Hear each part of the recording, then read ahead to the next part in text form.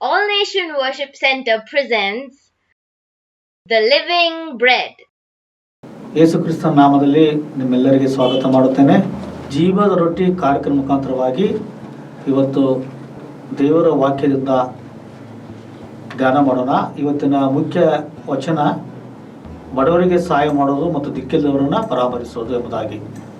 ನಾನು ಬೆಳಗಾವಿ ಜಿಲ್ಲೆಯ ಗೋಕಾಕ್ ಮತ್ತು ಮೂಡಲಗಿ ತಾಲೂಕಿನ ನಾನು ಗ್ರಾಮದವನಾದ ಪಾಸ್ಟರ್ ಸುಂದರ್ ಅಂತೇಳಿ ನಾ ಇವತ್ತು ಆಲ್ ನೇಷನ್ ಒಂದು ಸಂಸ್ಥೆ ವತಿಯಿಂದ ನಿಮ್ಮ ಜೊತೆ ದೇವರ ವಾಕ್ಯನ ಹಂಚಿಕೊಳ್ತೇನೆ.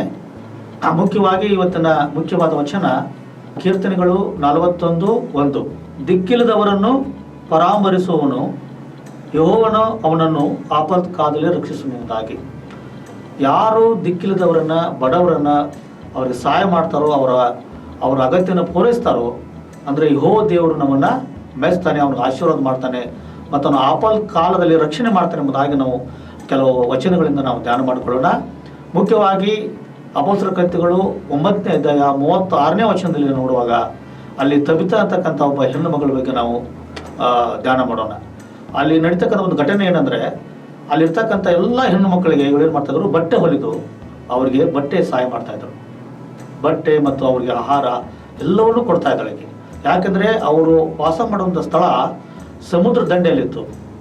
ಆಗಾಗ ಪ್ರವಾಹ ಬರಾನ ಮಳೆ ಆಗ್ತಾ ಇತ್ತು. ಮಳೆಗಾಲದಲ್ಲಿ ಪ್ರವಾಹ ಬಂದು ಅನೇಕ ಜನರು ಗಂಡಸರು ಸಾಯ್ತಾ ಇದ್ರು. ಹೆಚ್ಚಾಗಿ ಅಲ್ಲಿ ವಿಧವೆಯರು ಹೆಚ್ಚಾಗಿದ್ರು ಎಲ್ಲ.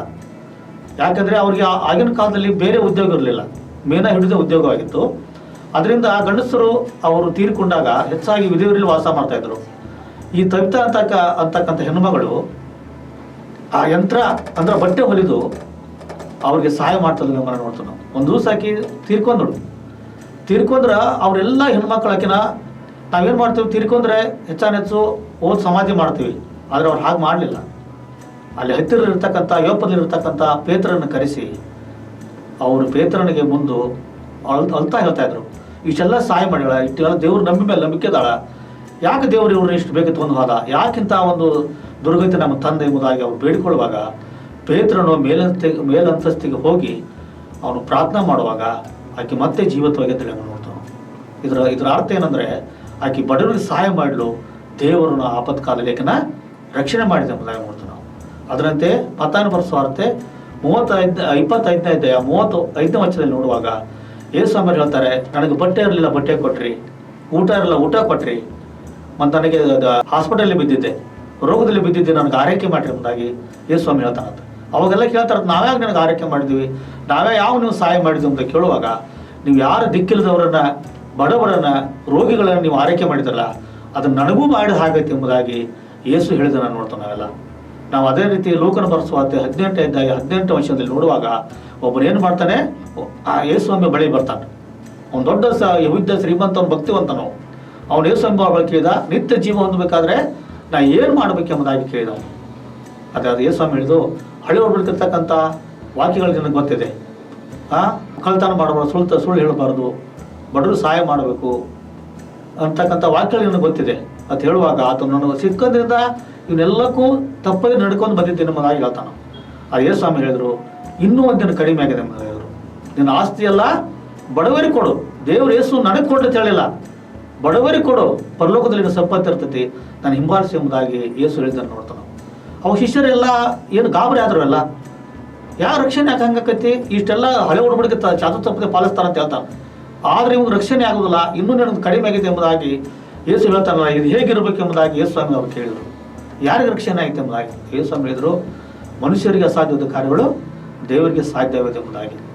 ಅಂದರೆ ಇದರ ಅರ್ಥ ಏನಂದರೆ, ಅವೇನು ಮಾಡ್ತಾ ಇತ್ತಂದ್ರೆ, ದೇವರಕ್ಕಿಂತ ಹೆಚ್ಚಾಗಿ ಹಣದ ಮೇಲೆ ಹೆಚ್ಚಿನ ಪ್ರೀತಿ ತಗೊಂಡು ಅವೆಲ್ಲ ಹಳೆ ಹುಡುಗರಿಗೆ ತಪ್ಪದೆ ಚಾತು ತಪ್ಪದೆ ಪಾಲಿಸ್ತಾ ಇದ್ದ. ಆದರೆ ಅವನಿಗೂ ಹಣದ ಮೇಲೆ ಭಾಳ ವ್ಯಾಮೋಹ ಇರ್ತಾವ. ಅವನು ಬಡವರು ಸಹಾಯ ಮಾಡಲಿಲ್ಲ, ಯಾರಿಗೂ ಏನೂ ಒಂದು ಉಪಕಾರ ಮಾಡಲಿಲ್ಲ, ಕೇವಲ ಹಣ ಗಳಿಸೋದು ಒಂದೇ ಉದ್ದೇಶ ಆಗಿತ್ತು. ಆದರೆ ಚಾತು ತಪ್ಪದ ದಶಾಜ್ಞೆಗಳನ್ನು ಅದರ ಪ್ರಕಾರ ನಡೀತಿದ್ದ. ಅದಕ್ಕೆ ಯೇಸುಸ್ವಾಮಿ ಹೇಳಿದು, ನಿನಗೆ ಇನ್ನೂ ಒಂದು ಕಡಿಮೆ ಆಗಿದೆ.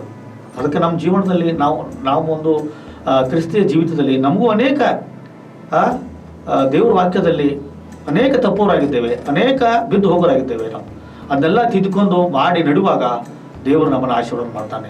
ಮತ್ತು ಇನ್ನೂ ನಾವು ಅನೇಕ ವಚನಗಳಿಂದ ನಾವು ನೋಡುವಾಗ, ಯಾಕೋಬನ ಬರೆದ ಪತ್ರಿಕೆ 1ನೇ ಅಧ್ಯಾಯ 27 ವಚನ ನೋಡುವಾಗ ದಿಕ್ಕಿಲ್ಲದವರನ್ನು ವಿಧೇಯವರನ್ನು ಅವರಿಗೆ ಸಹಾಯ ಮಾಡಬೇಕೆಂಬುದಾಗಿ ದೇವರು ಕೇಳ್ತೈತೆ. ನೀವು ಮಾಡದೇ ಇದ್ರೆ ಆ ದೋಷ ನಿನ್ನ ಮೇಲೆ ಬರುತ್ತೆ ಎಂಬುದಾಗಿ ದೇವ್ರ ಬಗ್ಗೆ ವಚನ ನೋಡ್ತಾವೆ ನಾವು. ಇದರ ಅರ್ಥ ಏನಂದ್ರೆ ದೇವ್ರ ಮಕ್ಕಳಾಗಿ ನಾವು ಬೈಬಲ್ ಓದ್ತೀವಿ, ದೇವ್ರ ವಾಕ್ಯದ ನಡಿತೀವಿ, ಅದು ಒಳಗಿಂದ ದೇವ್ರು ನೋಡ್ತಾನೆ. ಅದನ್ನು ಒಳಗಿಂದ ನಮ್ಗೆ ನೋಡ್ತಾನೆ. ಹೊರಗಿಂದ ನೋಡುವಾಗ ಏನು ನೋಡ್ತಾ ಜನ ಏನು ನೋಡ್ತೈತಿ? ನಾವು ನಡೆ ನುಡಿ ನಮ್ಮ ದೇವ್ರು ನೋಡ್ತಾನೆ ನಮ್ಮನ್ನೆಲ್ಲ. ನಾವು ಯಾವ ರೀತಿ ಲೋಕದಲ್ಲಿ ಸಾಕ್ಷಿಯಾಗಿ ಜೀವನ ಮಾಡ್ತಾ ಇದ್ದೀವಿ, ಯಾವ ರೀತಿ ನಮ್ಮ ನಡೆ ನುಡಿ ಹೇಗಿದೆ ಜನ ಗಮನಿಸ್ತಾರೆ ನಮ್ಮನ್ನೆಲ್ಲ. ನಾವು ಇನ್ನೊಬ್ರಿಗೆ ಸಹಾಯ ಮಾಡೋದು, ಇನ್ನೊಬ್ರಿಗೋಸ್ಕರ ಪ್ರಾರ್ಥನೆ ಮಾಡೋದು, ಇನ್ನೊಬ್ರಿಗಾಗಿ ನಾವು ಜೀವನ ಮಾಡುವಾಗ ಜನನೂ ನಮ್ಮನ್ನ ಮೆಸ್ತೈತಿ, ದೇವರು ಮೆಸ್ತಾನೆ ಎಂಬುದಾಗಿ ವಾಕ್ಯದಿಂದ ನಾವು ನೋಡ್ತೇವೆ.